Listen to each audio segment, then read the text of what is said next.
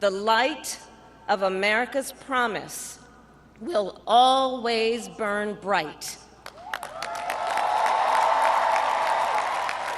As long as we never give up, and as long as we keep fighting.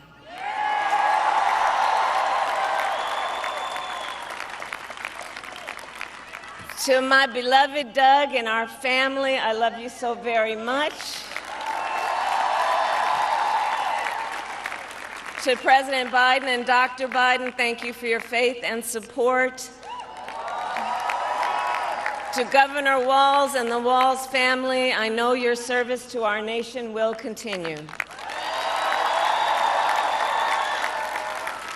And to my extraordinary team, to the volunteers who gave so much of themselves,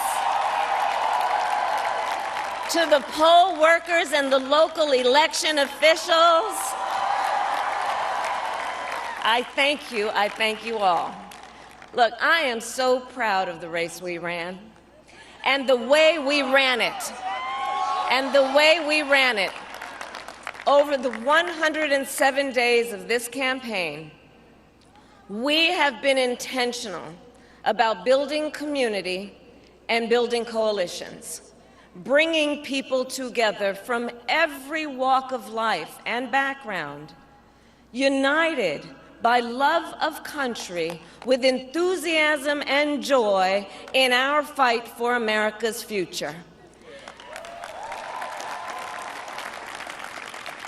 And we did it with the knowledge that we all have so much more in common than what separates us. Now, I know folks are feeling and experiencing a range of emotions right now. I get it. But we must accept the results of this election. Earlier today, I spoke with President-elect Trump and congratulated him on his victory. I also told him that we will help him and his team with their transition, and that we will engage in a peaceful transfer of power.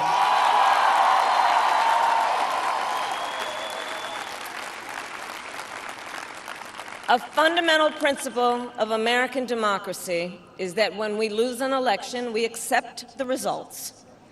That principle, as much as any other, distinguishes democracy from monarchy or tyranny. And anyone who seeks the public trust must honor it.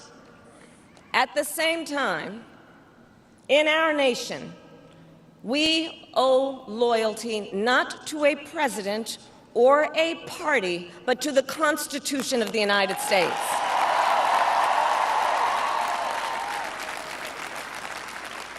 And loyalty to our conscience and to our God.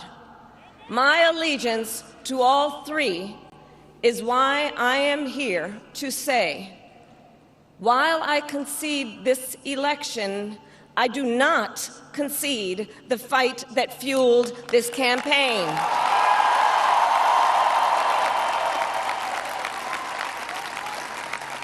The fight for freedom, for opportunity, for fairness, and the dignity of all people. A fight for the ideals at the heart of our nation, the ideals that reflect America at our best. That is a fight I will never give up.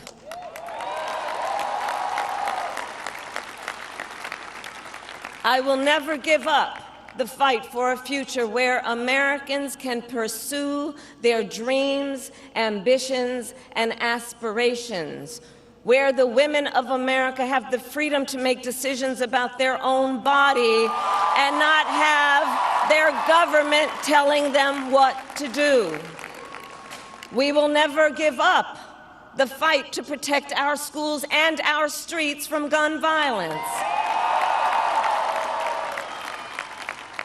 And America, we will never give up the fight for our democracy, for the rule of law, for equal justice, and for the sacred idea that every one of us, no matter who we are or where we start out, has certain fundamental rights and freedoms that must be respected and upheld.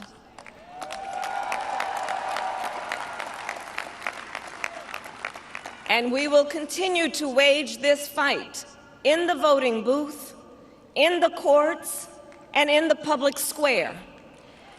And we will also wage it in quieter ways, in how we live our lives, by treating one another with kindness and respect, by looking in the face of a stranger and seeing a neighbor, by always using our strength to lift people up, to fight for the dignity that all people deserve. The fight for our freedom will take hard work, but like I always say, we like hard work. Hard work is good work. Hard work can be joyful work. And the fight for our country is always worth it. It is always worth it.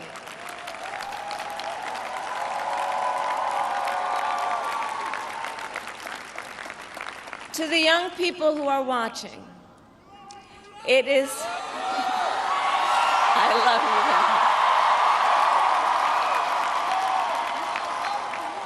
you. To the young people who are watching, it is okay to feel sad and disappointed, but please know it's going to be okay. On the campaign, I would often say, when we fight, we win. But here's the thing. Sometimes the fight takes a while. That doesn't mean we won't win. That doesn't mean we won't win. The important thing is don't ever give up. Don't ever give up. Don't ever stop trying to make the world a better place. You have power. You have power. And don't you ever listen when anyone tells you something is impossible because it has never been done before.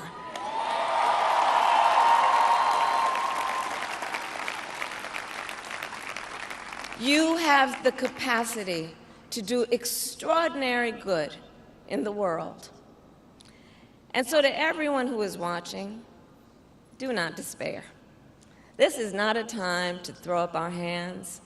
This is a time to roll up our sleeves. This is a time to organize, to mobilize, and to stay engaged for the sake of freedom and justice and the future that we all know we can build together. Look, many of you know I started out as a prosecutor, and throughout my career, I saw people at some of the worst times in their lives, people who had suffered great harm and great pain, and yet found within themselves the strength and the courage and the resolve to take the stand, to take a stand, to fight for justice, to fight for themselves, to fight for others. So let their courage be our inspiration. Let their determination be our charge. And I'll close with this. There's an adage an historian once called a law of history, true of every society across the ages.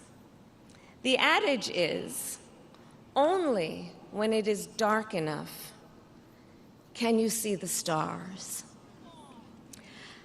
I know many people feel like we are entering a dark time, but for the benefit of us all, I hope that is not the case.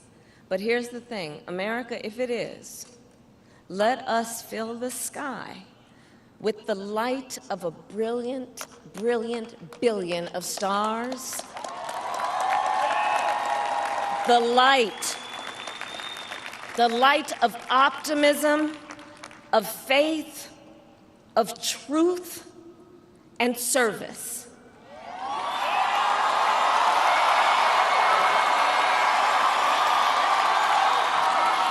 HU. And may that work guide us, even in the face of setbacks, toward the extraordinary promise of the United States of America. I thank you all. May God bless you, and may God bless the United States of America. I thank you all.